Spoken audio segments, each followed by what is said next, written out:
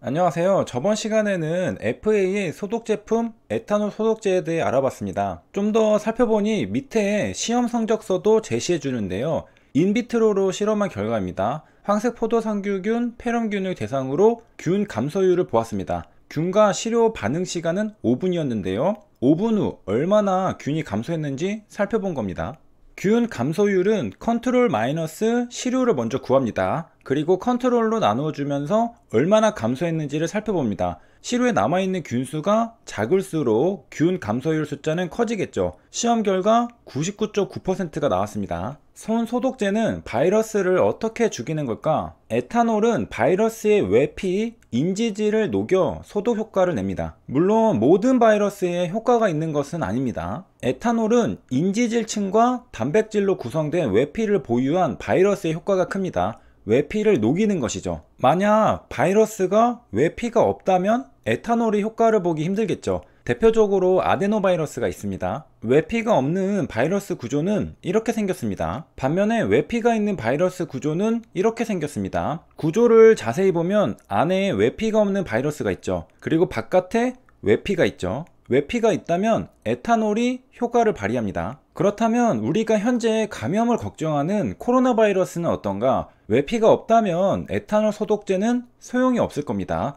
다행히도 코로나 바이러스는 외피가 있습니다. 그래서 에탄올 소독제로 소독이 가능합니다. 에탄올은 바이러스의 외피를 녹여서 없앱니다. 그러면 바이러스는 우리 몸에 들어오기도 전에 바깥에서 죽겠죠. 외부에서 사멸할 겁니다. 그런데 살아남아서 운 좋게 숙주에 들어올 수도 있잖아요. 그래도 괜찮습니다. 세포에 침투하지 못하거든요.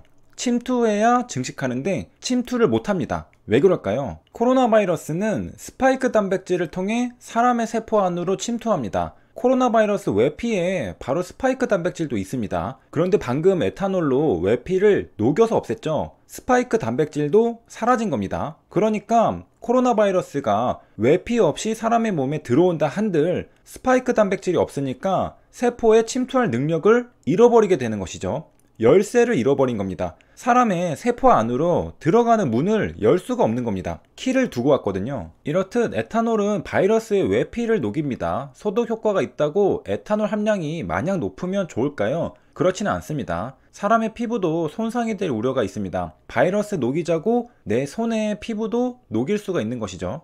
손 소독제를 무턱대고 얼굴에 바르기도 한다는데요. 에탄올은 단백질을 녹이기 때문에 단백질로 구성된 피부도 자극을 받을 수밖에 없습니다. 그러니까 에탄올은 피부를 건조하게 하고 자극이 될 수 있다는 겁니다. 그래서 무엇이든 적당한 게 좋다는 것이죠. 그러니까 왜 FA는 에탄올 99% 소독제를 안 팔고 에탄올 62% 소독제를 파나요? 에탄올 함량이 높으면 피부가 오히려 손상될 수 있기 때문입니다. WHO도 에탄올이 전체의 60에서 80%인 것이 효과적이라고 얘기합니다. 99%가 더 좋은 게 아니라는 것이죠. 여기까지 에탄올을 살펴보았는데요. 메탄올이라는 것도 있습니다. 분자 구조를 보면 에탄올과 메탄올 모두 HCO로 구성되어 있습니다. 하지만 구조가 다르죠. 구조가 다르면 인체에 미치는 영향도 달라집니다. 에탄올과 메탄올은 모두 알코올입니다. 탄화수소의 수소 원자가 메틸기로 치환된 건데요. 탄화수소는 탄소와 수소만으로 이루어진 걸 말합니다. 가장 간단한 탄화수소로 탄소 하나와 수소 네수로 이루어진 메테인이 있습니다. 가운데 탄소가 하나 있고요. 네 방향으로 수소가 붙어 있죠. CH4입니다. 에탄올과 메탄올의 분자 구조를 보면요. 원래는 여기 C 옆에 H가 있는데 OH로 치환된 형태가 에탄올과 메탄올이라는 겁니다. 메탄올의 경우에는 여기 H였다면 아까 우리가 살펴본 메테인이 되는 겁니다. 그런데 H가 아니라 OH가 붙어 있으니까 메테인이 아니라 비슷한 메탄올이 되는 겁니다. 왜 앞글자가 메테인, 메탄올로 비슷한지 분자 구조를 보면 알 수 있죠. 이 자리가 H면 메테인, OH면 메탄올이 되는 것입니다. 그리고 에탄올과 메탄올도 가만히 보면 비슷하게 생겼습니다. 그래서 에탄올을 쓰기도 하고 메탄올을 쓰기도 하는데 메탄올은 사용할 때 정말 주의해야 합니다. 보건당국이 권장하는 알코올 소독제는 에탄올 소독제입니다. 메탄올은 위험하거든요. 그리고 주의하라고 한 이유는 소독제를 집에서 직접 제작해서 사용하는 경우가 증가하고 있기 때문이라고 합니다. 비싸게 구입하느니 직접 제조해서 사용하는 사람들이 있다는 거죠. 과거에도 에탄올 제품을 직접 제조하려다가 사고가 난 경우가 있었습니다. 우리가 저번 시간에 에탄올의 주성분인 건 소독제뿐만 아니라 바로 술도 있다는 걸 배웠습니다. 2012년 기사입니다. 메탄올 잘못 마신 사람이라고 나오죠. 에탄올 제품에서 메탄올 사고가 나오는 이유는 직접 만들려고 할 때 발생합니다.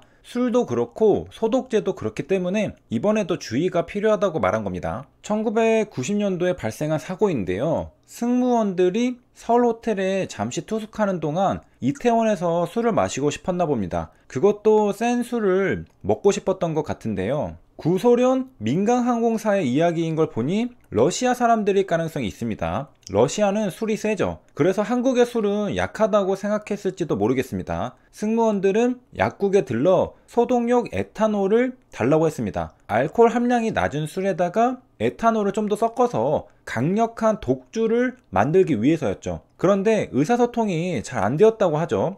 외국인이라서 한국인 약사와 대화가 잘 안 되었던 걸로 보입니다.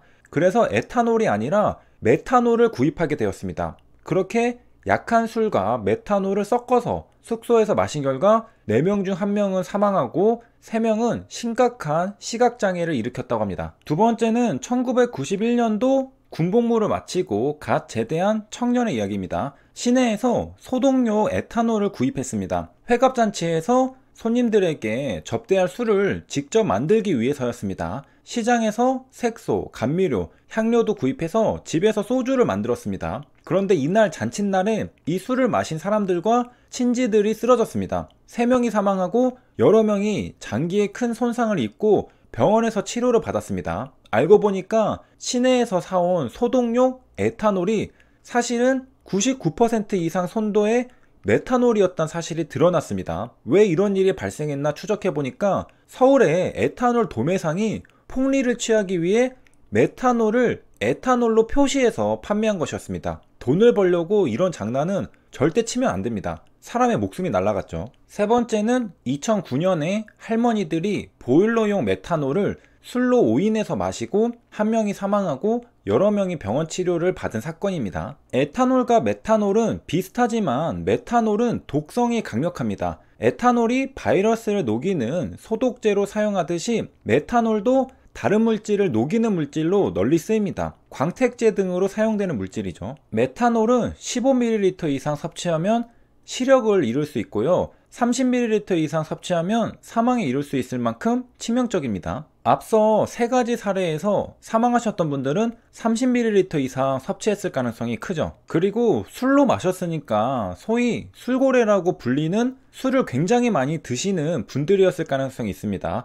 메탄올인 줄 알았다면 그렇게 안 먹었겠죠. 구입 과정에서 오해가 있었던 겁니다. 에탄올인 줄 알았는데 메탄올이었던 거죠. 그리고 중요한 사실은 에탄올을 구입하는 사람은 정확히 에탄올을 구입하려고 했던 겁니다. 무지에 의해 메탄올을 구입한 게 아니죠. 그런데 의사소통에 문제가 있거나 나쁜 사람들로 인해서 에탄올이 메탄올로 둔갑했던 겁니다.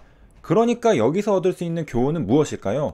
절대로 집에서 술을 만들어 먹지도 말고 소독제를 만들어 쓰지도 말자. 나는 에탄올을 정확히 구입했다고 생각할 수 있지만 실제로 그건 메탄올일 가능성도 있다. 이렇게 FA 같은 회사가 보급하는 소독제를 사서 쓰는 게 가장 안전하다는 겁니다. 광고 아니고요. 여기까지 시청해주셔서 감사합니다.